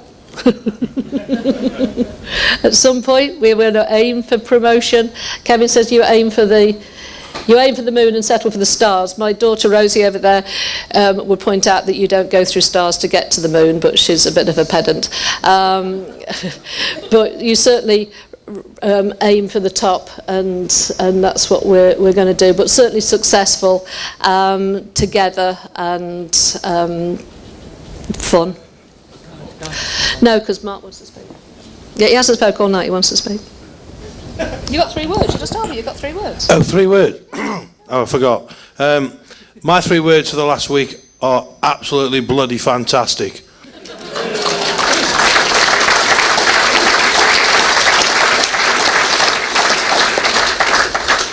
Three words for the future. I'm not going to say any, because when I have a bet I get it wrong, so whatever I say will be wrong. But what I will say is, from sitting at this chair now to sitting in the chair 12 weeks ago, and the room, we've all got hope, which I think that's something that we haven't had for several years at Port Vale. We've gone backwards year on year, and my message now is, let's not look back in anger, let's look forward, roll with it, take your time, and wonder all where we're going. No, I'm joking. So, somebody bet me I wouldn't get an Oasis song in tonight. But no, seriously, I really think that we can do things together as a club, and the supporters club want to work with the club.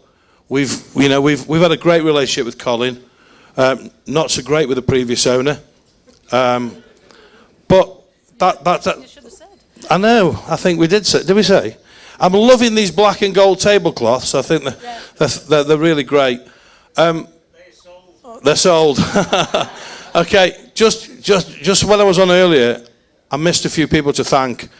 I must thank Christine Seddon and the Blackpool Supporters Trust, because they aligned themselves with the Port Vale Supporters Club, and they gave us loads of advice, loads of national press exposure, and they really helped with what we were gaining and trying to get the momentum to do what we did. I must thank all the Vale fans, because all through what we did, we never went away from the moral high ground, and I thought that was absolutely fantastic. And I think in the end, the way we collectively did it, where we did it, I can't even say 2 words, let alone 3.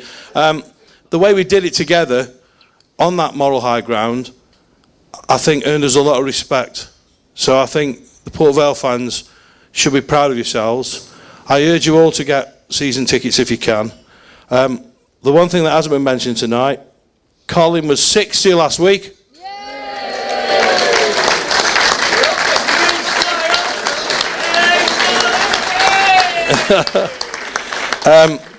There's a couple of other people to thank as well.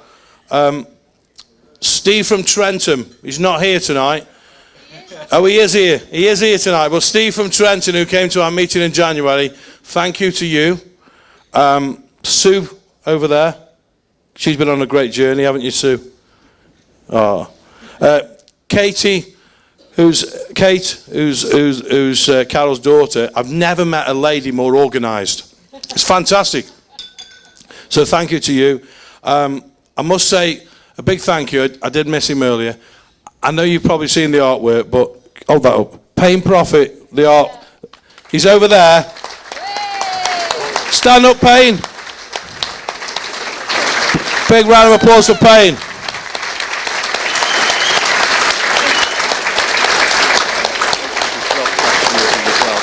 Yeah. Also, our designated football officer, Rob Morgan, who's over there. Can I just say that it's Rob's last meeting because he's leaving.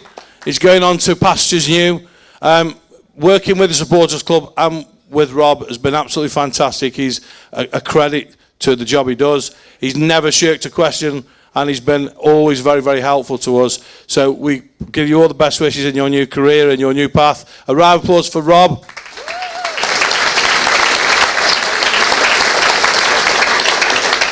We're gonna end the questions, I think, there in a minute, because I've got a little present for you, for all of you, because I'm nice.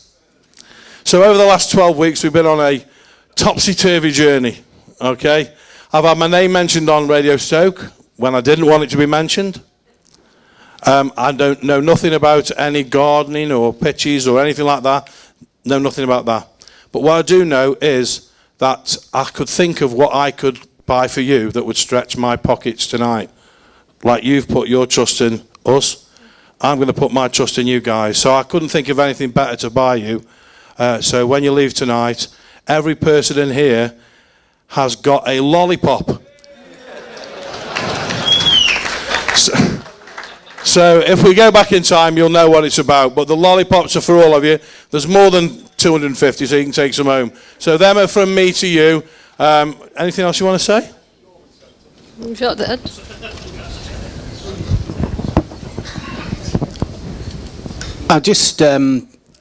I know what's gone on here the last few weeks, and I want everyone to get behind the club and try and take us forward.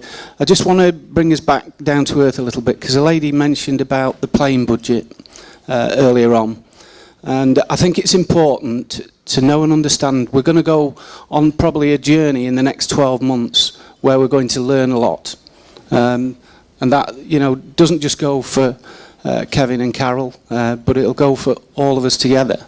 And what I want us to do is do that together. And just bear in mind, as we're going through this year, it's going to be the start of a new era. We've talked about that a lot in the last week. And I'm sorry to be boring about figures, but I just want to bring, you know, the reality to the fore. When we talked about the figures last year, and I said that I think it was around the Christmas time we had a top 10 budget, and those were the figures based on what comes out of the Football League from salary cost management purposes.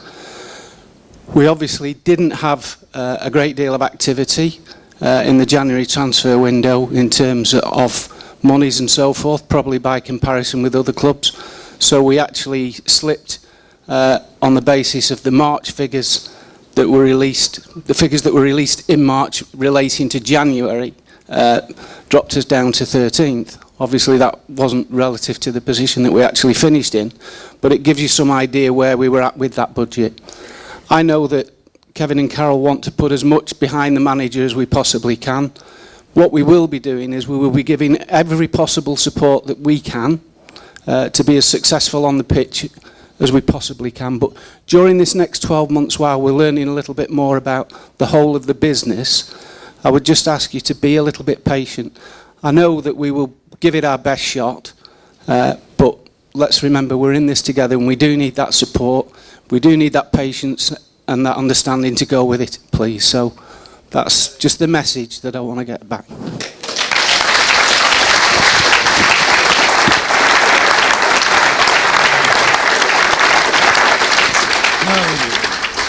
You know? No, you do. Well, no, you got to say goodbye. I've got to say something. I've got to say something, apparently. I could sing, but I'm not very good at that. Oh, no. The wonder of you. 3 notes. No.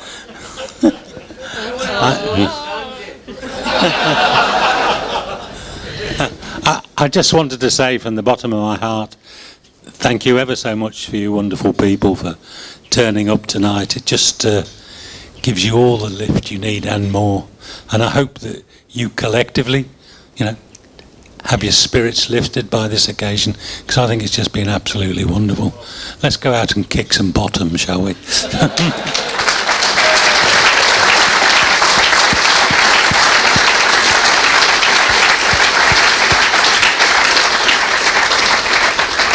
We spoke earlier about what do we want to achieve, what's our vision, and what did we find when we got here. And one of the things that we found, which we knew we were going to find, is a club that was very disparate. So everything was not connected.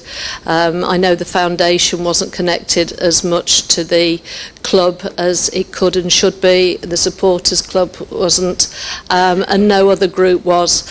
And my hope, every piece of work that we'll be doing is to bring all of the club together, and so we are one Port Vale family, and within that we will be doing all we can to be successful on the pitch by the playing budget, but also by supporting the manager and the backroom staff. We had a meeting with Emma's the cook, about feeding the players and making sure that they're fed properly and that they have the right meals on the bus for away matches and things like that. So it's the whole ecosystem around a football club, and it being connected together by us as a group, with one common goal, which is to be as successful as we can on the pitch.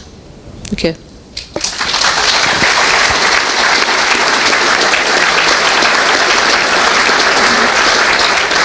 So, have you all enjoyed yourselves? Have you all enjoyed yourselves? So, it's time for us to end it there, but I would just like to say on behalf of all the supporters and the supporters club and everybody that stood up, welcome to Port Vale, and we are all right behind you, and thank you for saving the club. Thank you. Good night.